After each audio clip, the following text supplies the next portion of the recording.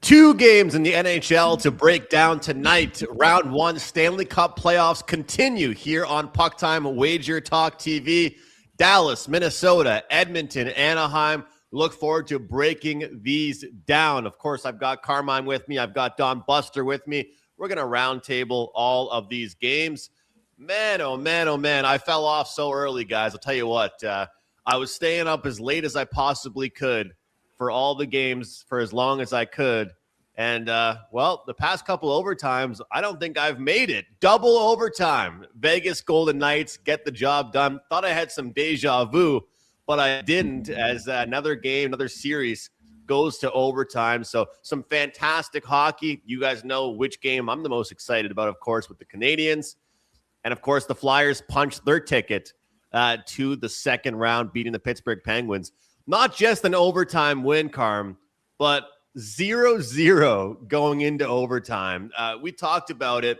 Some people are calling him Darth Vader from Star Wars, Dan Vladar. Unbelievable. All the Flyers ever needed was a goaltender, and they got it. I feel a little bit bad for Artur Shilovs because he played one hell of a game. But, man, oh, man, oh, man. What a night of hockey last night. Carm, how are you?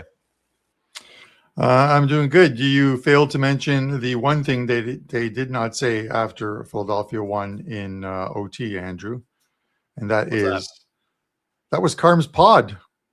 Congratulations! You think we head to head, networks? Man, come on. You would think the networks would at least announce something like that. Like Carm's pod won today. You know what I mean? After 2 straight losses. So, but to the guy asking for us to stop ads during the live show. We have no control over that and on the YouTube thing, man. So if it could be targeted if they're like Viagra ads or what have you, just never know. Not for him specifically. I mean, like people in general who Google stuff. You know how the phone's always listening, so is your computer. Andrew, man, I'm looking forward to it. 2-0 in the NHL yesterday for me, so I'm pretty happy about that. And 5% play up for tonight. That is part of the games that we're discussing. Dallas and Mini, Edmonton and Anaheim, the only games on the board. And we're bringing in Don Buster. He missed last week's show, but he's here this week, and he's gonna do double duty, Andrew. We're gonna keep him around for his opinions on both games. Let's bring the young pup in. What's up, Buster? Good to see you as always, man. How about those Canadians? How about I thought it was Tampa in 6, Tampa in 5. It's all I heard from people. Not anymore. The job's not finished, though. Like Kobe Bryant once said, the job's not finished. Not even close, Andrew. Not even close. This Tampa Bay's team is resilient. They're experienced. Montreal, I know I'm a Montreal fan, and, you know, I think we talked about it a little earlier. If you ask me, they deserve to be up 3-2. They've been playing. I think they're just the better team, even though a lot of the games went to overtime and that too. But you know what? If they had just a little more experience in that game, the game before when Tampa Bay came back, scored that one. You know, you're up 2-0. You can't do that with Tampa Bay. They're so good, right? So yeah, lots of work to go. Extremely happy about that Montreal game last night. But you happened to mention about the Philadelphia game. And, you know, I had it as a 5%er over 5.5. I do all my 5%ers. It's just one of those things. I lost the game. I'd won 5 straight NHL, 5 straight 5%ers. Everything's going good. You miss. Yep. That game came up again. You guys all saw the first period. I played again over 5.5. It's just the way the game shook out. That first period could have easily been 2-1, and things are totally different.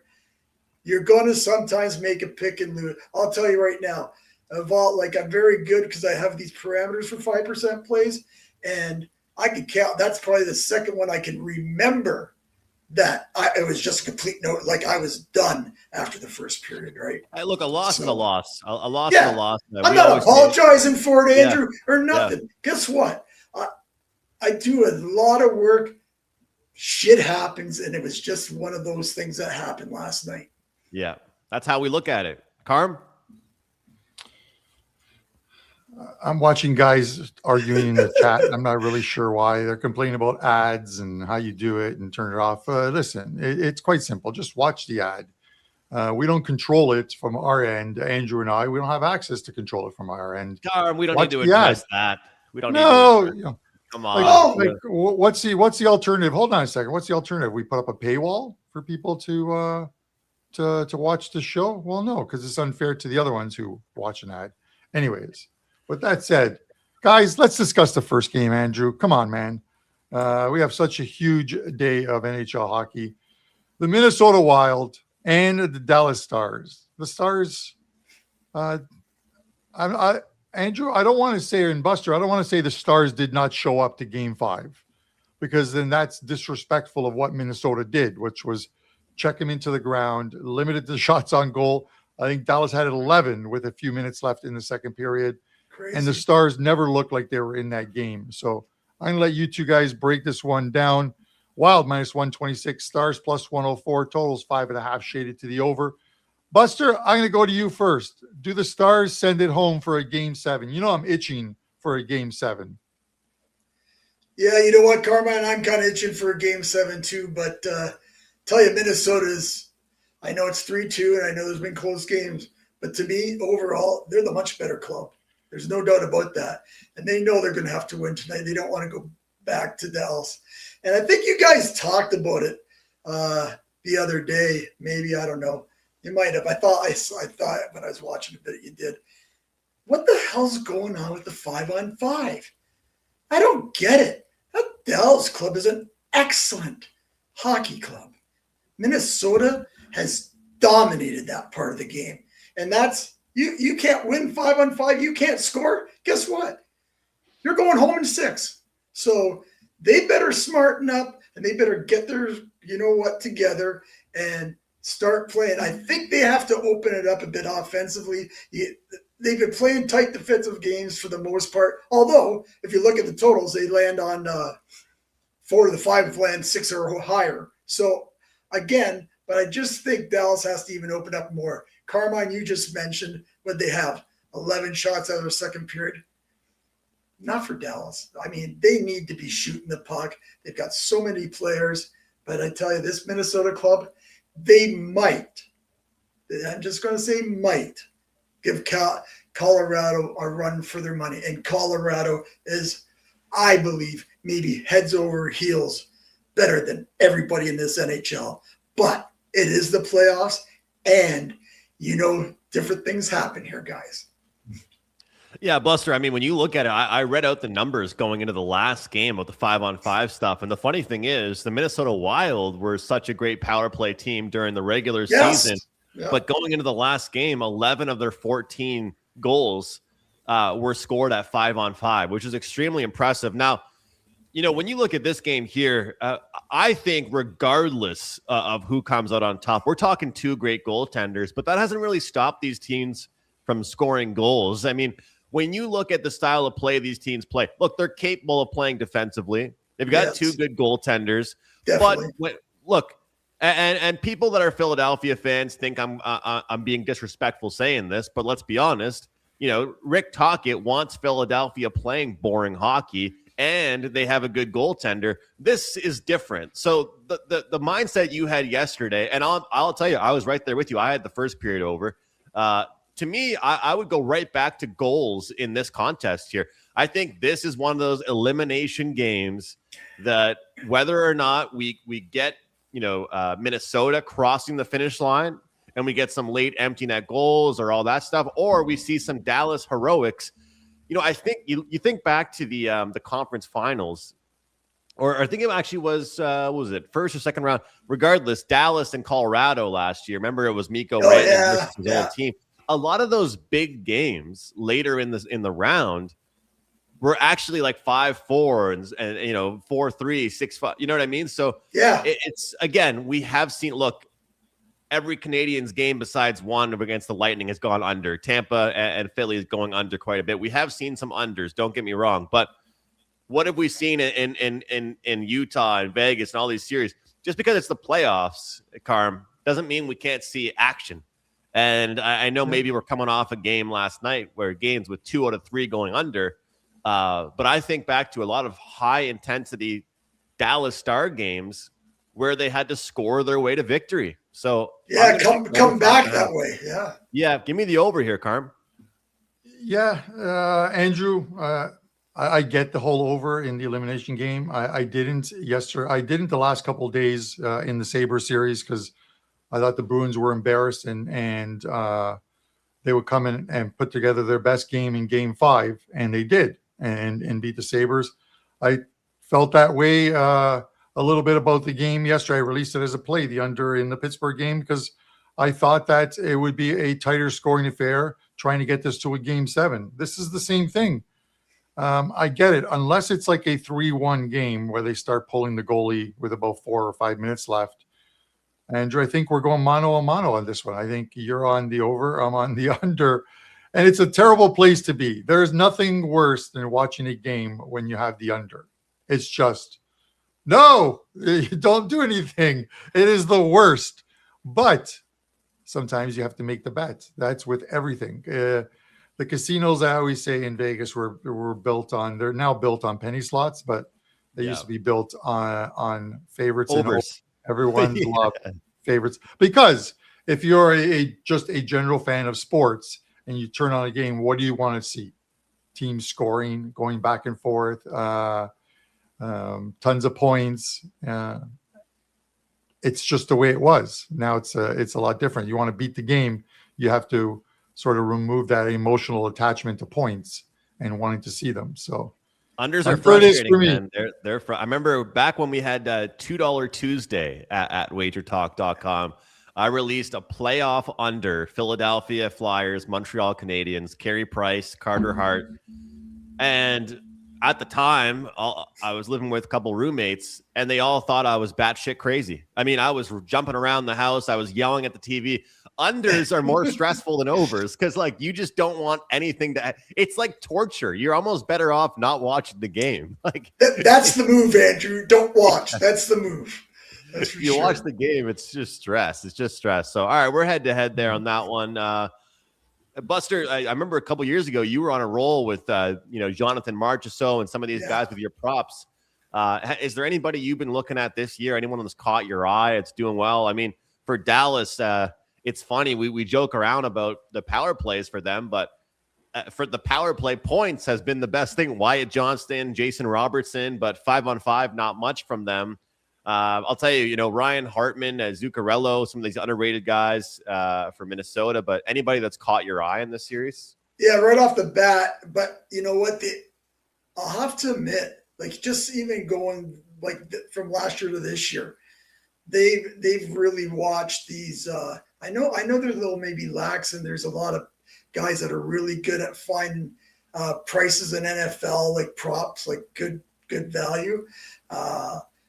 But I had Stanhoven, right, for Carolina. First game over, I thought the shots was, I think it was like minus 135 or something.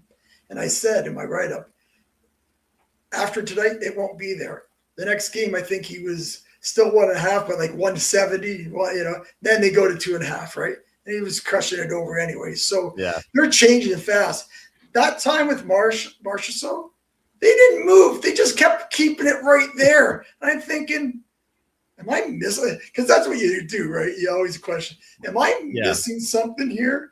It's been 7 games. Am I missing something here? It's been 9 games. Am I missing something here? It's been 14 games. They're adjusting. They're adjusting to the props. That's for sure. All right, too much. There's just too much Montreal excitement here. You guys win a game and look, you're all. Carm wants to address the chat again, so he's jumping in. No, I don't want to address the chat. What I want to do is I want to discuss this game here. This is what the people came for. This is why they watch the ads, and Andrew just keeps taking it off. You wanted me to produce. You want me to produce or not? All right. Anyways, there we go. Edmonton Oilers minus 132. The Ducks plus 109. Total sits here at 7. Andrew, I'm going to go to you first on this one. The Oilers probably their best defensive game thus far. Actually, it was their best defensive game thus far. The Ducks. So here's the question for you, Andrew. If you like the Oilers tonight, okay, would you rather bet the Oilers to win the series at plus 190 at DraftKings, or would you lay 132? It's a double-edged sword. If they're gonna win tonight, or if they win tonight, you figure back home they close out in Game 7, but that's sort of like the Polish middle that could actually work against you, and they win tonight and then don't win Game 7. Well, what would you do from a price perspective? Just treat it one game at a time, or take the plus 190 for the Oilers to win the series? Yeah, I think if they were going to do that, they would have listened to you the last time out and taken them at the, what was it, plus 300 or something. Look, it's hard to win 3 in a row. It really is. And, this Oilers team had, as you mentioned, their best defensive performance we've seen so far this playoffs. Probably one of their best defensive performances we saw last playoffs as well. I talked on the show last 2 days ago about under 3.5 goals for Anaheim.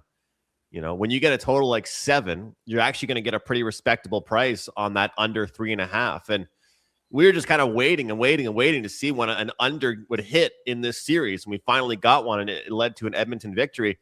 It's hard not to believe this series is going to pop again, though. I mean, how one game goes under, can that happen again? I'm not so sure. But when you look at Anaheim, they've got the coaching experience. Coach Quenneville is one of the best coaches as far as experience is concerned.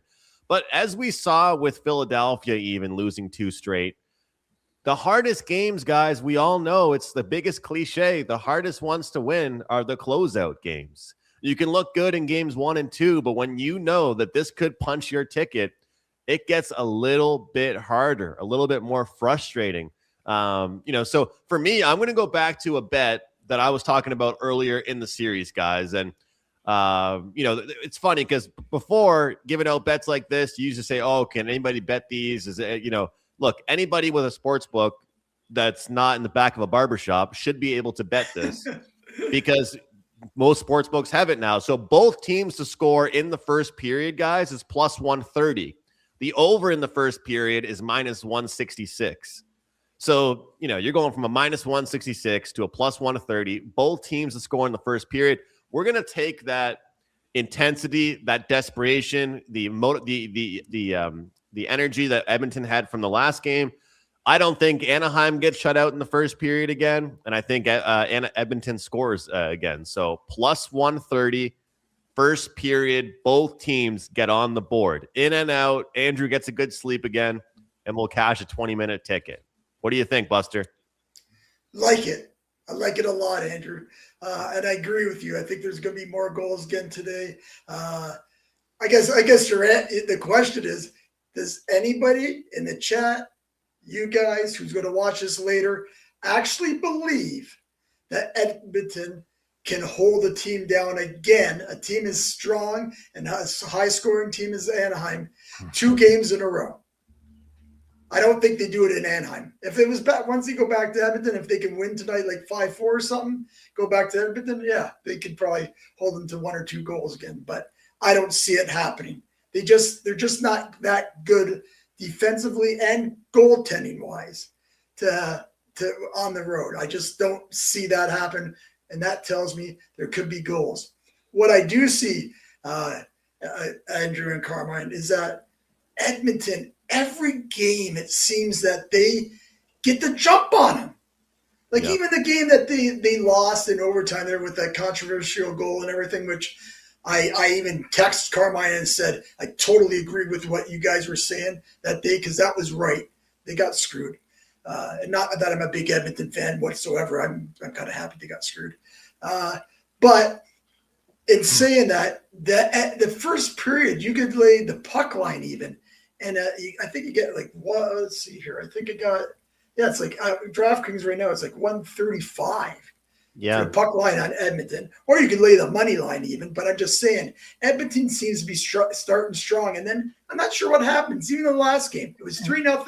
And then what happened, Carmine? Andrew, they score one more goal.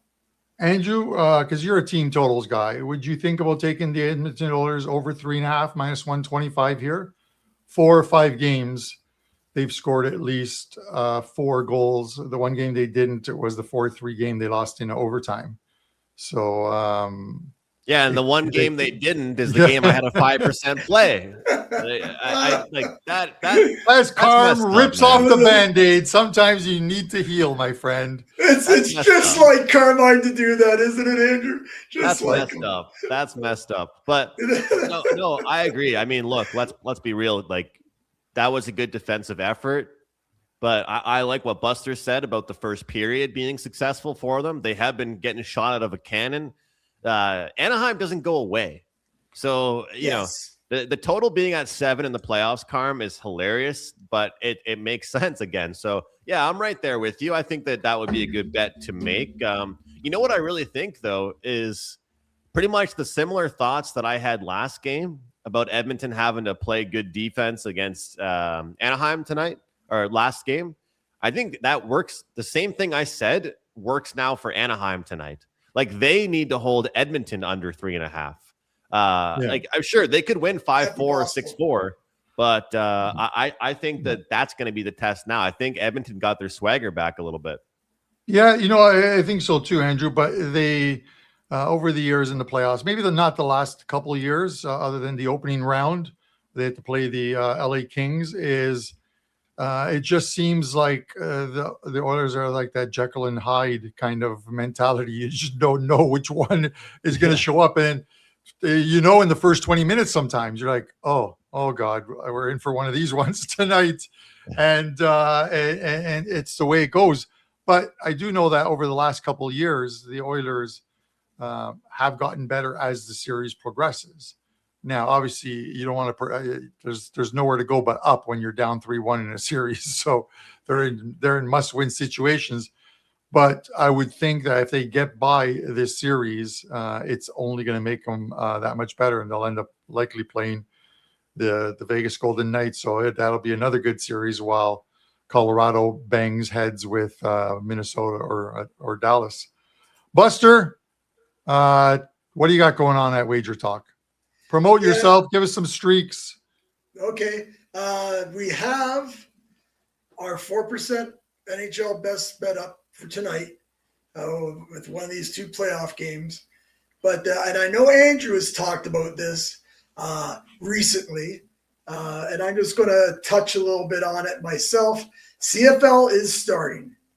Now, I plan on getting a package going. It doesn't start till actually Thursday, June 4th, I believe, is the first game in the CFL.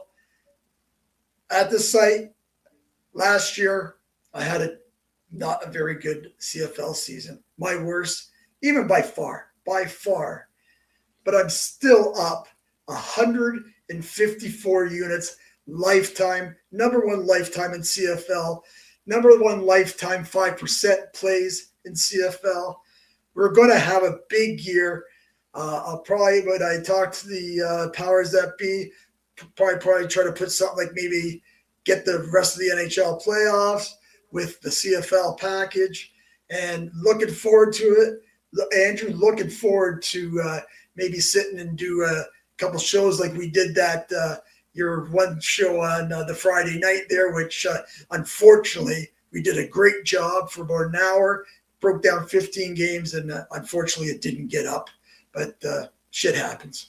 So anyways, that's what I got going, Buster. Carmine. And I appreciate you guys having me on the show today. I know this is not what you do with 2, but I think it worked out all right. I didn't see Carmine rolling his eyes at me too much, so that's not bad. No.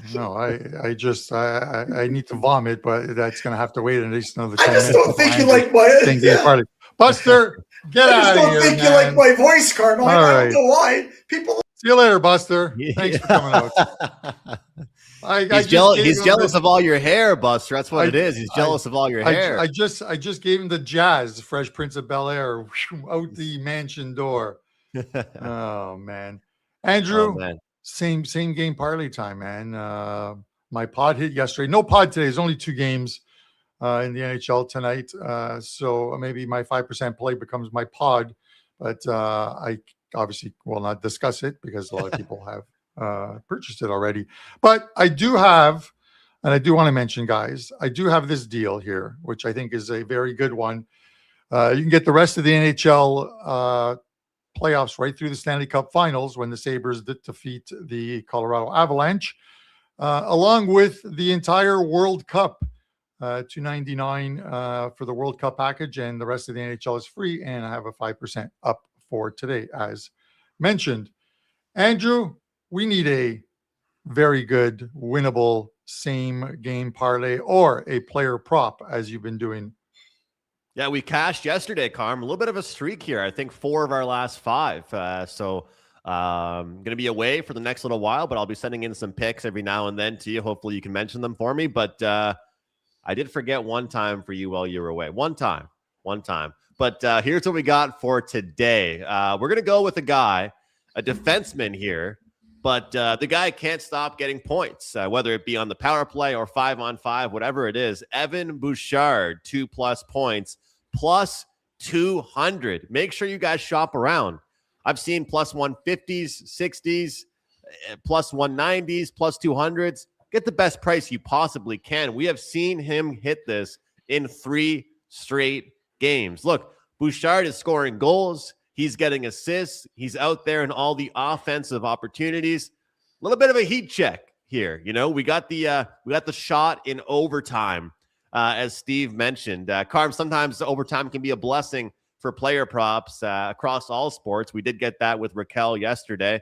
Ended up with 4 shots, so we'll take that. So Evan Bouchard, 2+ points on the night for tonight. And a handful of you guys have joined me on this package already, but if anybody wants to get in, this won't last for that long.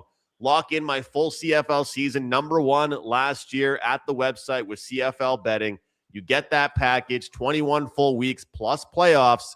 Get the rest of my NHL for free. 8-2, 5% NHL run. That's 8-2, 5% run with NHL plays. I'm sure we'll have some for round 2.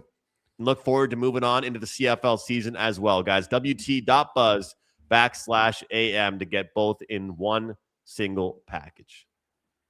Let's do it, Carm. Soccer plus NHL, CFL plus NHL. A lot of action to be had. People, you know what makes me laugh? People say, "Oh, it's the dog days of summer." Not for me and you, especially not for you. But I'm betting the CFL. I'm betting baseball. We're ready to go. I don't sleep at night, man. This I am working on this World Cup betting guide, and it's like I need to keep making changes. And I think because anytime there's any evolving news, a player gets injured in domestic league play, it's like, all right, did I mention him on page 18 for the team preview? And then you have to go back and make changes because you know how people are. You've got the grammar police, and then you've got like the up to date.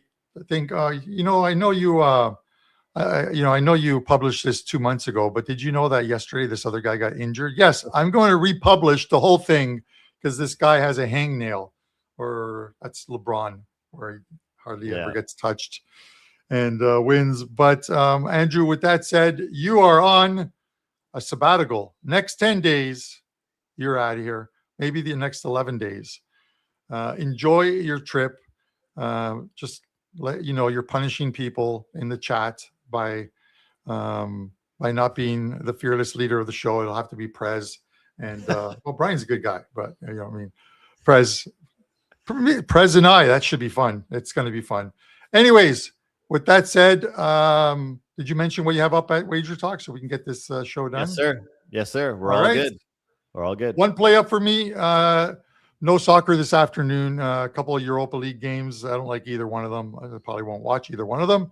But a 5% play up in the NHL tonight, and then getting the cards loaded for a huge weekend in sports, at least for me. So for myself, Andrew McInnis, and today's guest, Don Buster, this is Puck Time, guys. Thanks for tuning in. Hit that like button on your way out.